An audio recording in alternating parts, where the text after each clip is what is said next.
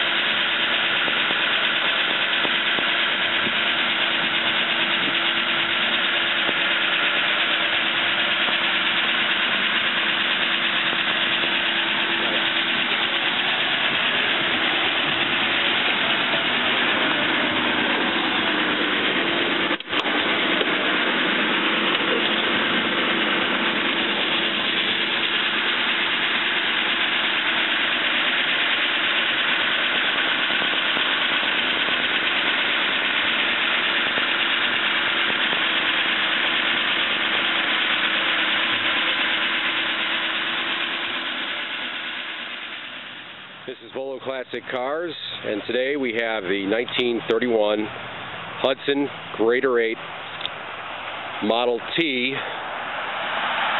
Boattail Speedster.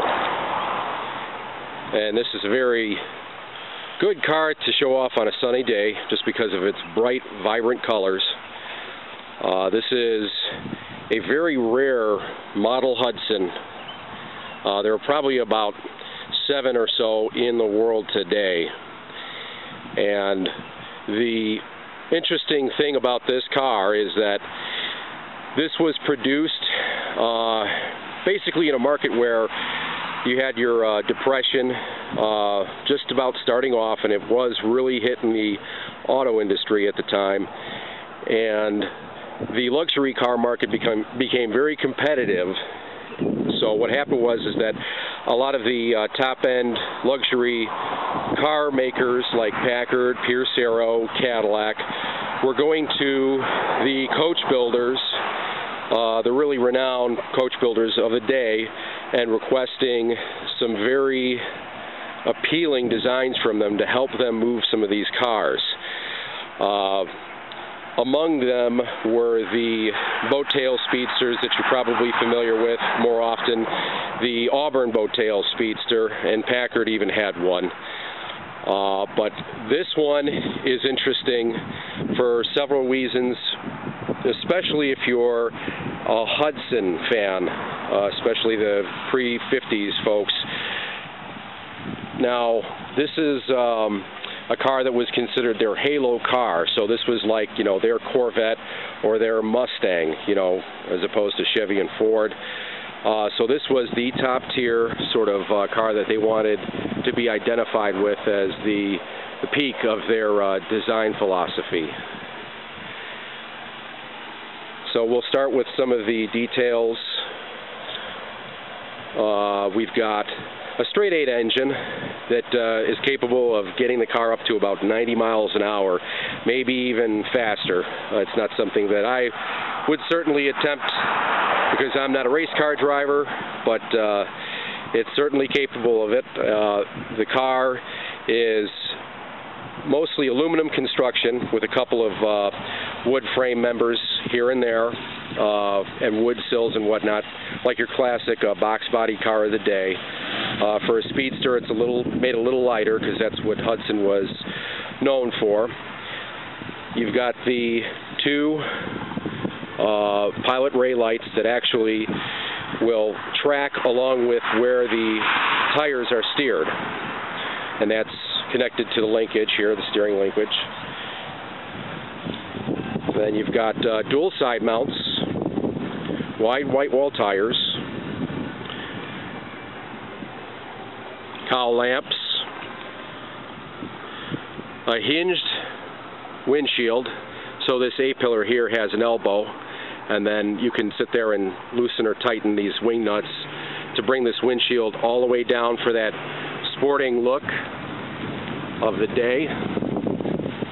On the inside, kind of a minimal dashboard. You've got your temperature gauge, your ampere readout, you've got your odometer and speedometer, oil pressure over on the far right. You got your choke and your starter, then your handle for your ventilator.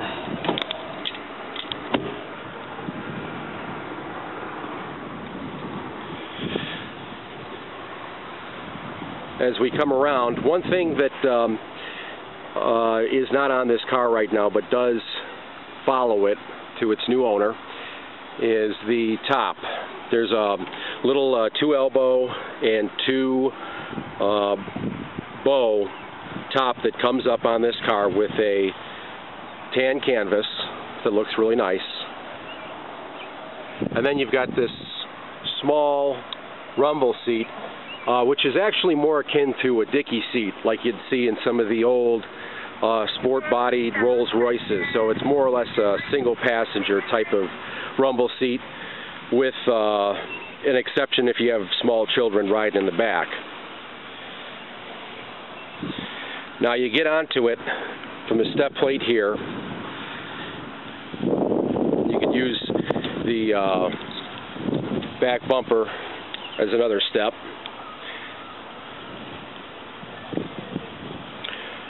Running boards are all nice. And then you have the badging for its awards.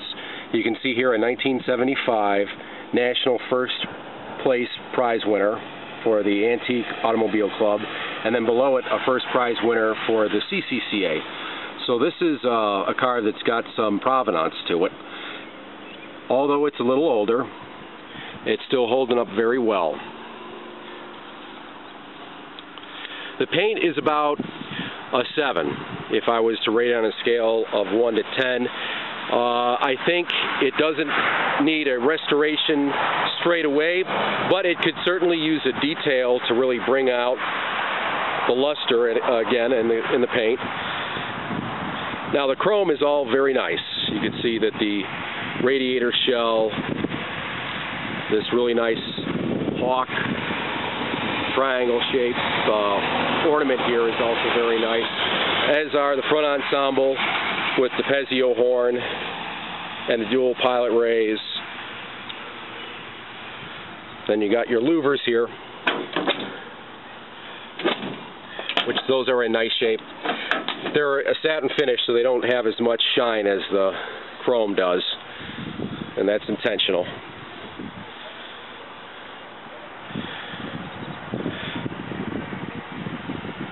But as we come around, you can see a couple of the slight imperfections on the paint, and that's just from it being, you know, an older restoration from about 1974. You can see here a little crow's foot that's developing on a corner, which is normal. Same thing on this side. Otherwise, you know, you're looking at something that doesn't have the typical older 1930s check paint issue. Still very, very presentable. And what's really nice is this boat tail shape here. Now this is a tympanum boat tail, and this goes along with the motif of the car. One of the things that Hudson was known for stylistically is the triangle. And in fact, the newsletter for the Hudson Club, if I remember correctly, the Hudson Terraplane Club is the triangle. That's the name of the newsletter, so that fits right along, and you can see that the triangle motif is on the hubcaps. If we come into the cockpit here, you can see the triangle right where the speedometer is too.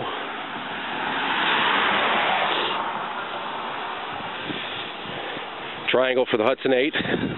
Here you can see the shape that that ornament is kind of making a triangle too. And I point all this out because it goes along with some of the style decisions that were made, so it kind of makes this more of a high concept design for its day. These are little details that the coach builder and Hudson agreed upon to really make this car have a statement, a very strong brand identity that went along with Hudson, and they put their stamp on it. Another interesting thing about this car, going along with the triangle and the number 3, is it's a tritone. So you've got a darker Valencia orange on top, and then on the belt line and the fenders you've got a Bangkok brown, and then on the body color all the way around you've got Trividium yellow. Trividium yellow. So that's a custom color that Hudson had formulated. Now, it's a pretty loud looking car, but this car originates from California. So if you can picture back in the early 30s, the California architecture and whatnot, a lot of it being southwest from, the Spanish heritage and whatnot, this would find its place very neatly in that kind of environment.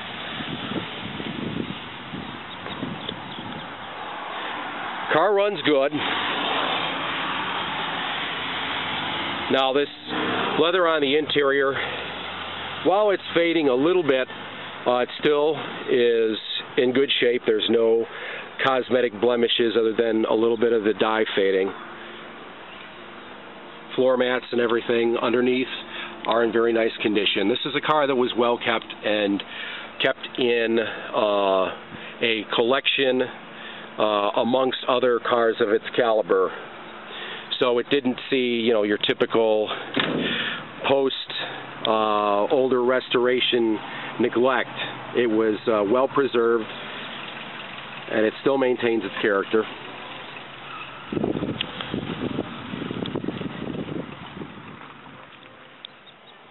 A couple more details. The coach builder was Murray, and you can see down here there's the Murray maker's mark with the top hat gentleman.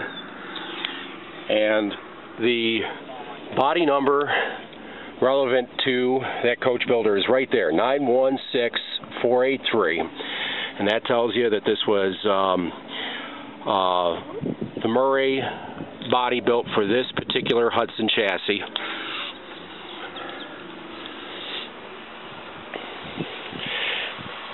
Now, the restoration took place between 1972 and 1974, and it had been shown at the AACA Nationals and took first place by the Kafka brothers from southern Wisconsin. Now, these two brothers were both dentists, as I've understood, and they were rather notorious in the Wisconsin chapter of the Classic Car Club of America for being very puritanical judges. They were very strict in their standards.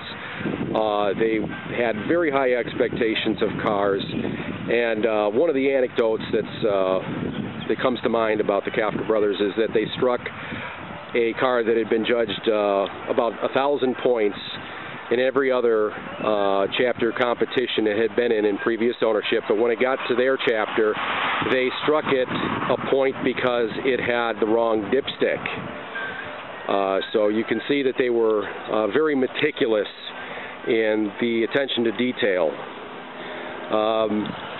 After it left the Kafkas, when they had passed, it had gone into another owner's hands, and that gentleman had kept it throughout the 90s until today. And it's currently consigned for sale with us at Fuller Classic Cars. I'm going to do one more 360-degree walk around of the car here.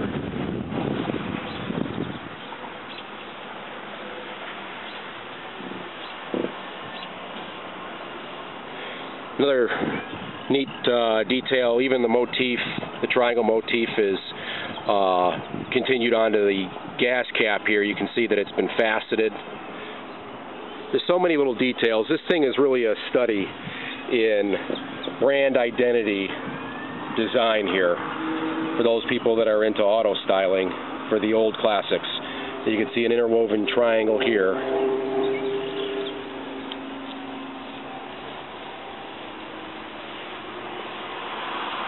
You know, those kind of details you see on cars that are custom cars. You know, a lot of the hot rod guys will sit there and continue motifs throughout a car. And a lot of people think, well, it's a novel thing. But back in this day, they really brought it to a different level. And I think that it's just one of the many factors about this car that really make it special. And I think it's more than worth your attention here. So take a look at the photos, get closer views of the details of the car. And if you're considering it, please give us a call at 815-385-8408. This is Volo Classic Cars, and this is the 1931 Hudson Model T Boattail Speedster.